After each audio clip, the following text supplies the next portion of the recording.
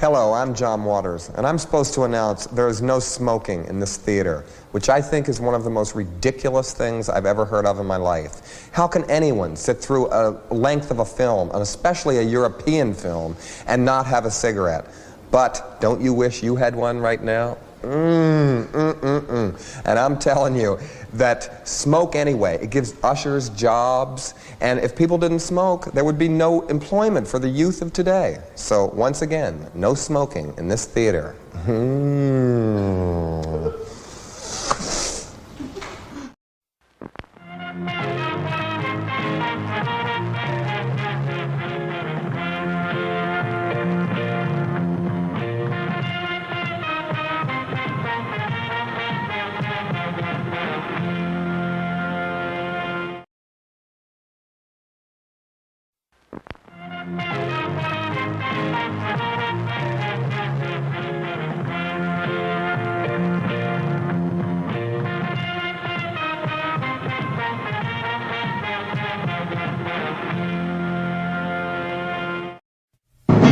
The Jeff Meach Network's Multiverse of Media.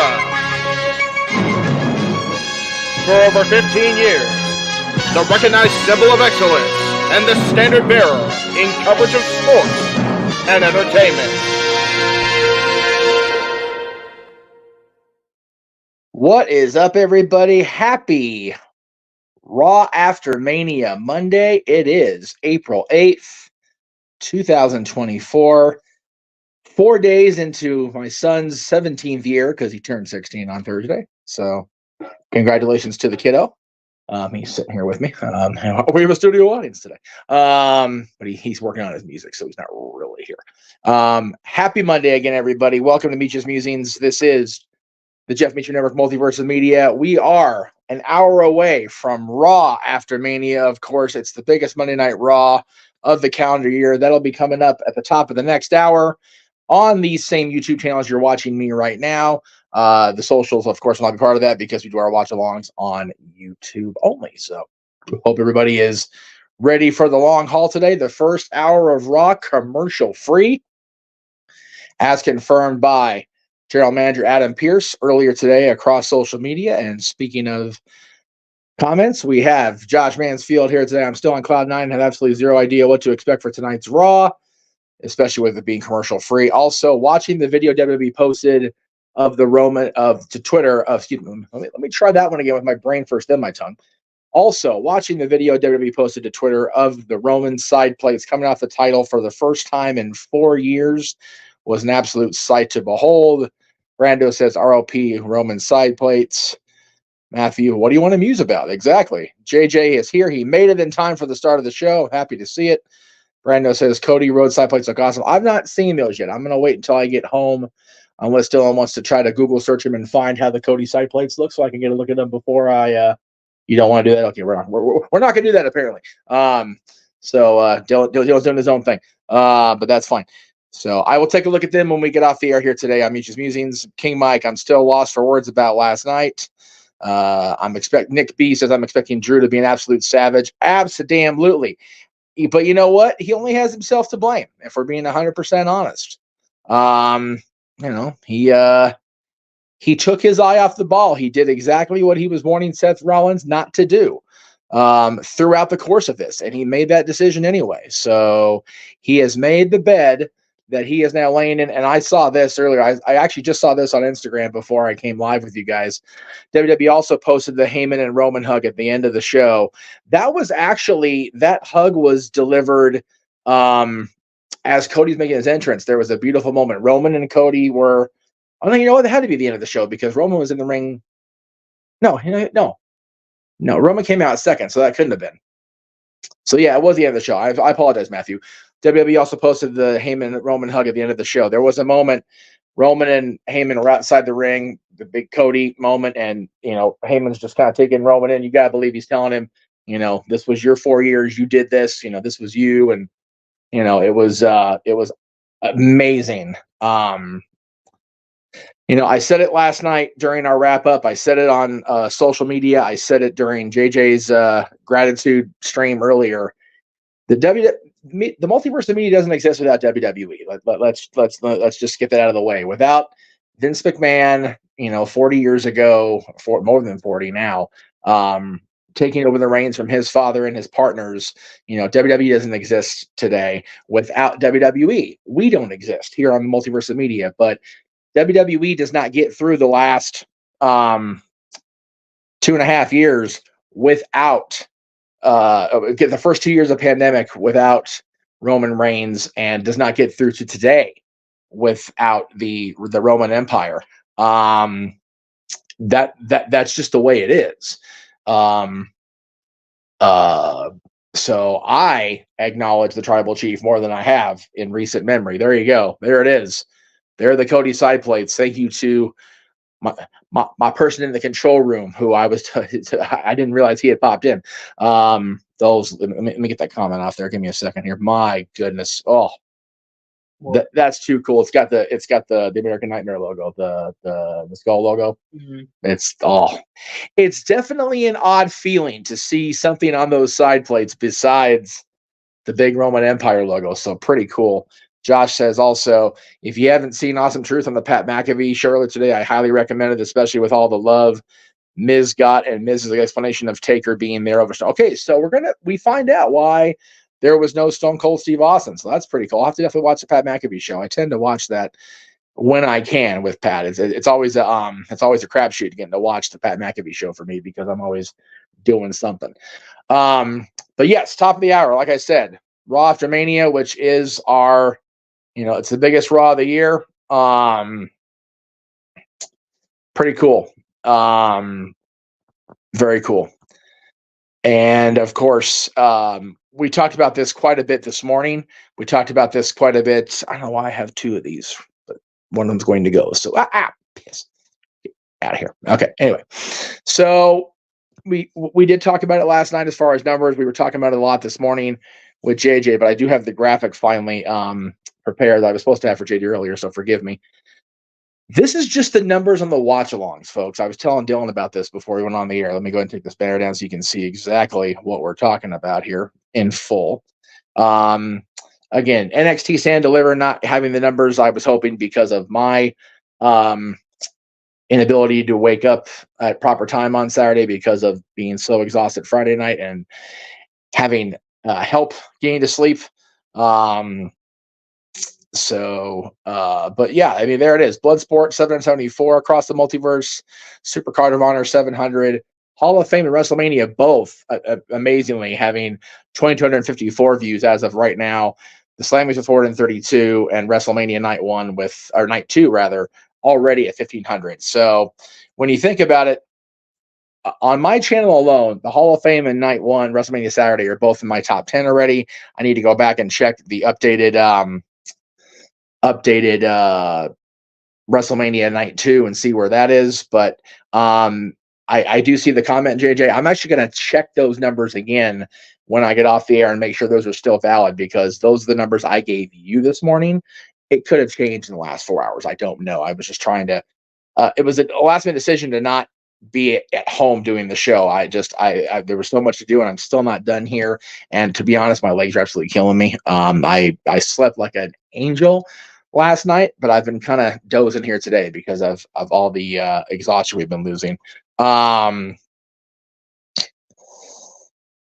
It was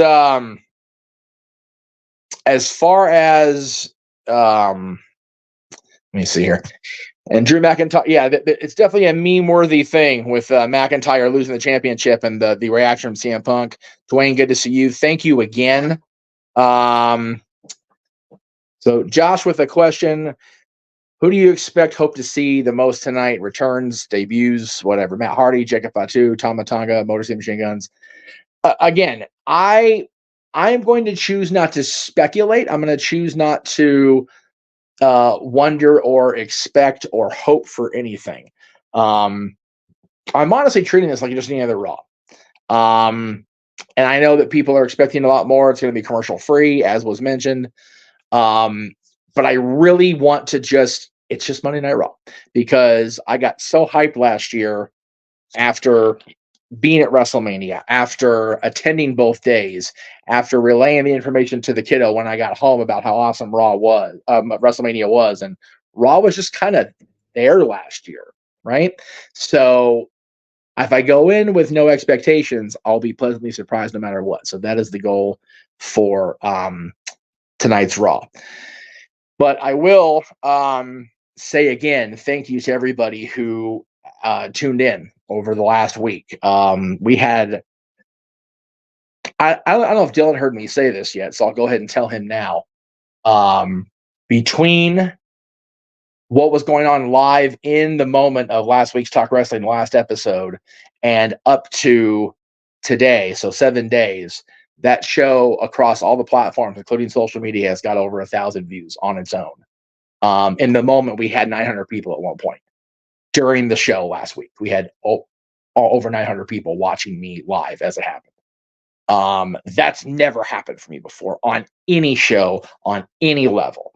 So that I am so appreciative. So Josh, I need you to not about Vince. Seriously. It's done. He's gone. We all need to let him be gone. Even if you're redacted, it's like, it's the same. We know who you're talking about, dude. If you can't keep the negative comments out, please don't come in here.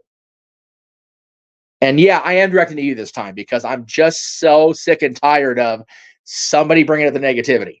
It's really fucking annoying, if I'm being honest. I love you, Mansfield. I do. And I love everybody that comes in here and supports me and super chats when they do and all the things. But we're trying to keep the negativity out of here. And that doesn't help. Chris says, I hope you enjoy the Raw after Mania tonight. And can you see Drew McIntyre winning the World Championship? Yeah, absolutely. I think that's the end game. I think Drew losing the championship immediately after winning it is the end game is Scotland and Clash at the Castle.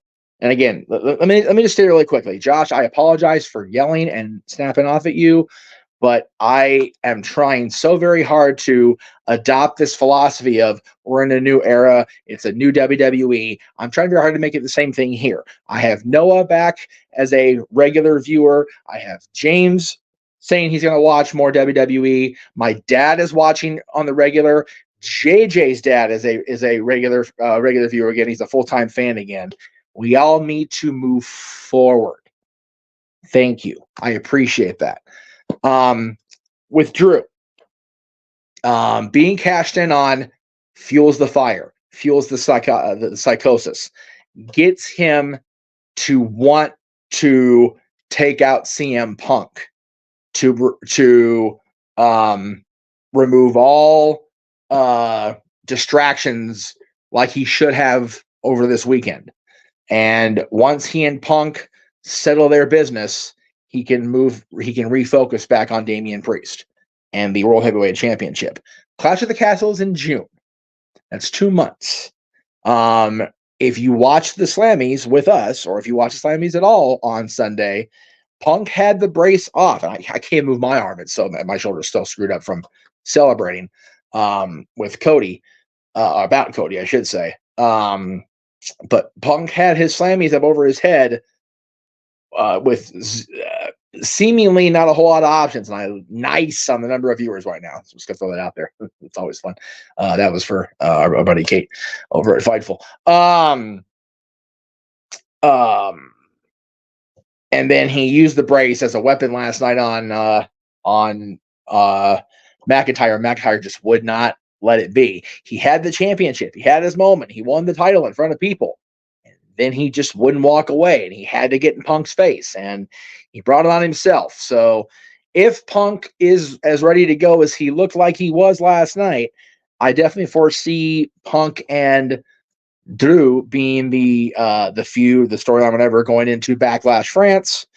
And then in May, of course, we've got King and Queen of the Ring in Saudi Arabia, which we may see some of that there. If Punk is not ready now or ready for Backlash, maybe we'll get the two of them at King and Queen of the Ring, because they did announce over the weekend. Let me see if I can get that up. Where did it go? I know I have my producer man here. I don't know if he's still here or not, but I'll go ahead and do that there. There it is. There we go. Again, we're gonna have King and Queen of the Ring on the 25th of May. So maybe we'll see Drew and Punk going into that show. And let's see. I thought for a second he went back to babyface, made it to yeah, exactly. Looked like he was gonna be all right, and then he went after Punk, and him having to be helped to the back by Kevin when he was further up the ramp. Or was that? Oh, yeah, I was looking for that. Here, put that. Yeah, thank you. Thank you. Appreciate that. I'll bring it with me tonight. Boy coming through in the clutch. You love to see it. And I was touched by Seth's reaction. Yeah, that was really, it was a cool moment. Seth Rollins had a very, very emotional night last night. He lost the title, but definitely seemed to show the respect to Drew McIntyre. And of course, he came out and did indeed prove to be Cody Shield. You notice both champions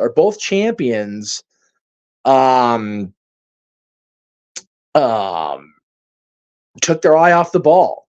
Roman had the chance to finish Cody off, and he chose to issue a little payback to Seth Rollins. If you guys remember, the night after Payback, 10 years ago, is when Seth Rollins tore down which he built up as the architect of the Shield.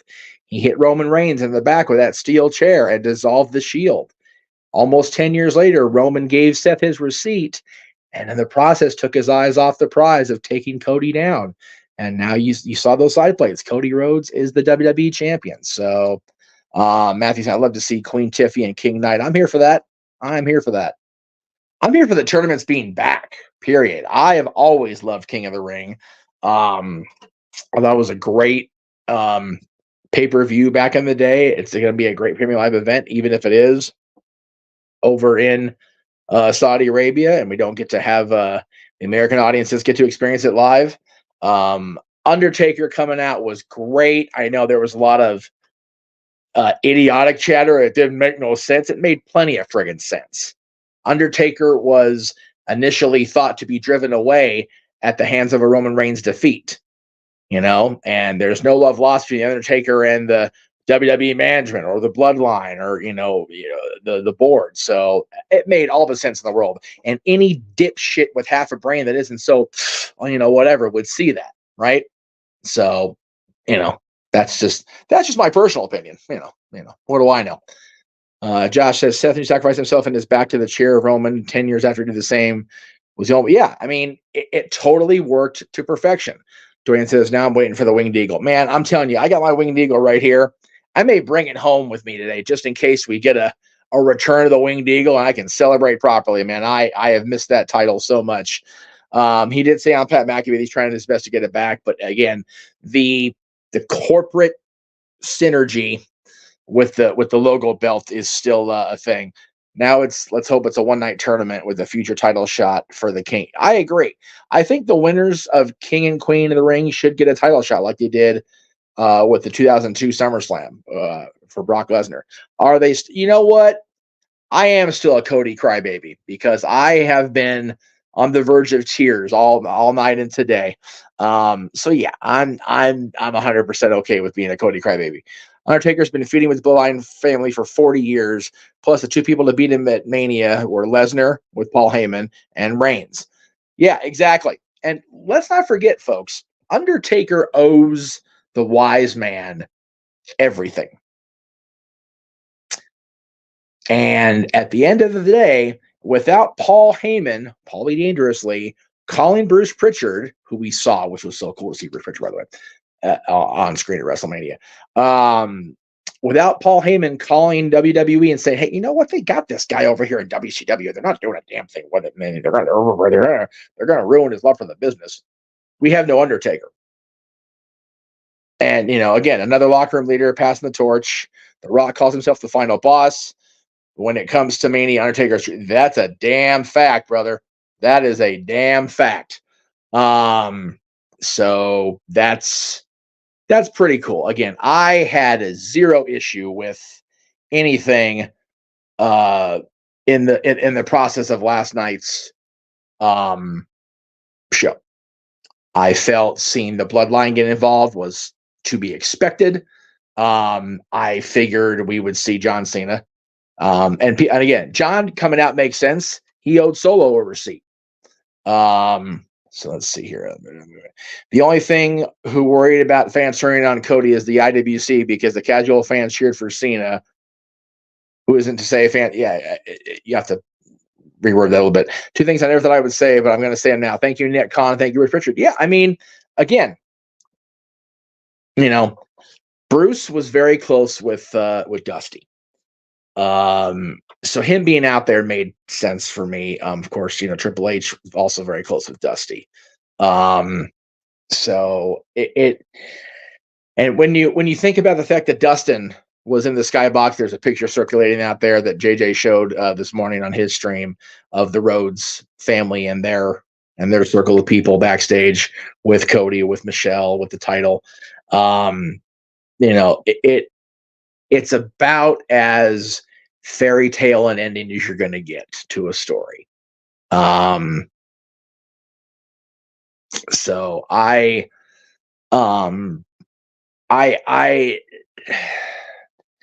there are a lot of people that are giving a lot of crap to a lot of close friends of mine about their statements that it was the greatest WrestleMania of all time. And again, I'm hesitating to say that until I get a look at the show again. From different perspectives. I want to watch WWE show the whole way through both nights. I want to watch our show the whole way through both nights again. And I want to,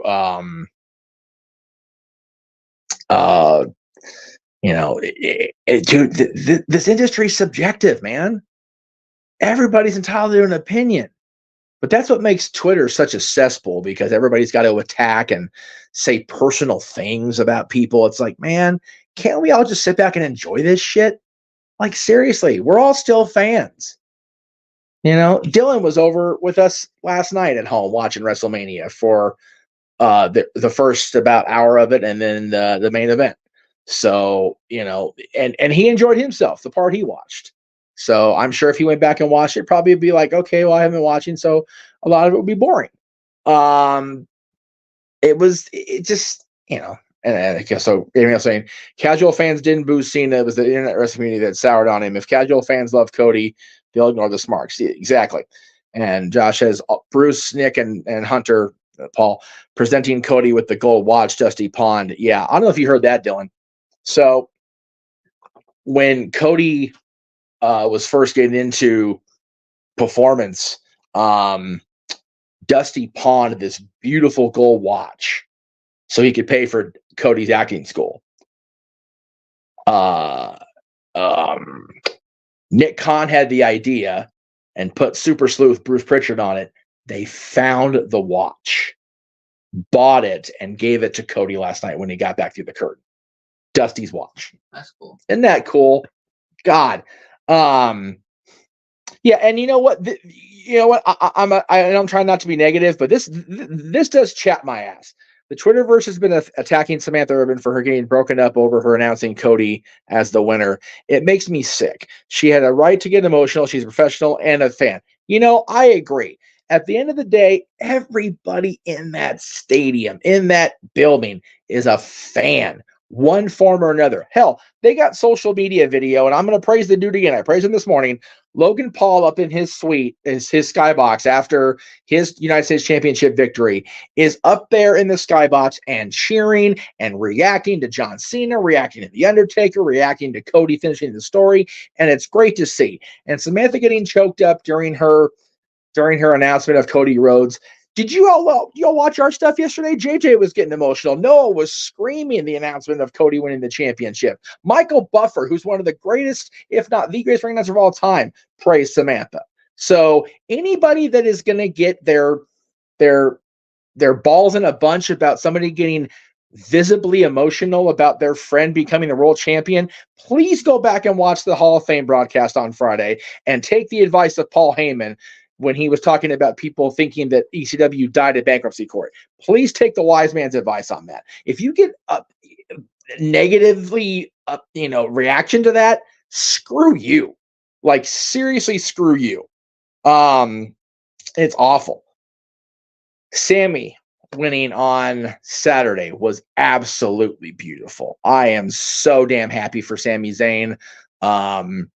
I really feel like, as great as this moment is for Cody and the family and the fans, and I don't feel like Sammy winning at Elimination Chamber last year would have been near as raw as this is.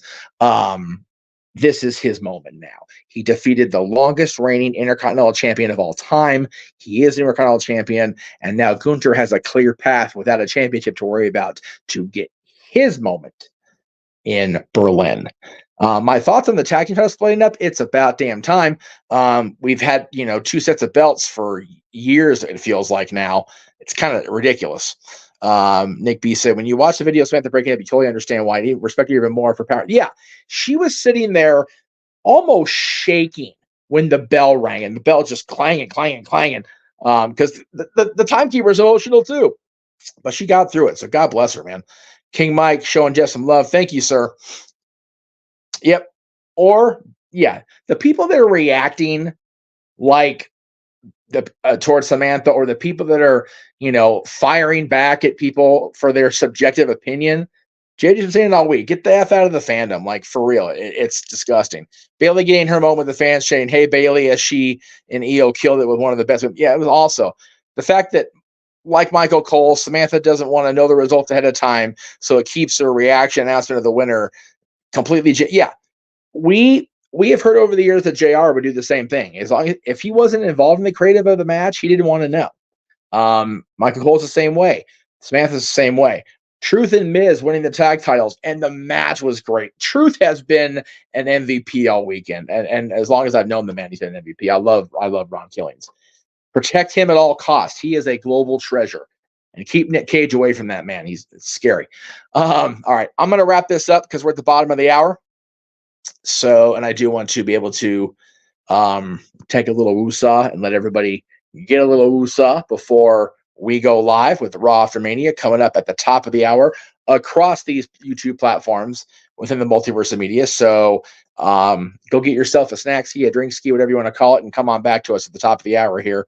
Again, thank you to everybody who made these numbers possible. You guys are awesome. I love you for that. This could possibly be what we see for a Winged Eagle variant. You know me, I'm hoping for the classic design, but we will see. We'll find out when we get to that tournament. I'm looking forward to it, Brando.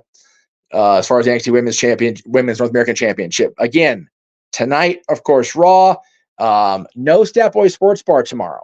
Mikey is under the weather. He is having a major allergic reaction to what's going on out there in Tennessee. So we'll hope Mikey comes back next week. Windy City Riot watch along on Friday for us, 7 Eastern, 4 Pacific. Battle of the Belts following Collision on Saturday, beginning at 8 Eastern, 5 Pacific. Rebellion next Saturday, the 20th. Dynasty from AEW next Sunday, the 21st. Match Game, the 27th. And tomorrow night, if you're in Hollywood, come out and join me, seeing my buddy Ariel Belvalere. The doors are at 7, show is at 8. Ariel goes on at 10:15. There's a whole bunch of acts before her, so please come out to the Bourbon Room if you're in the area. Come support local music. Come support women in music. Come support these amazing, talented people that I am so honored and privileged to be friends with. And that's it. Again, we'll see you at the top of the hour for Meach's Musings is off now. We'll see the top of the hour for Monday Night Raw. The Raw After Mania. It's the biggest Monday Night Raw of the year, folks. Have a wonderful rest of your Monday night, and I'll see you this weekend for more of our watch-alongs. This has been Meach's Musings and the Jeff Meacham Network, Multiverse of Media. The Jeff Meacham Network's Multiverse of Media. For over 15 years, the recognized symbol of excellence and the standard bearer in coverage of sports and entertainment.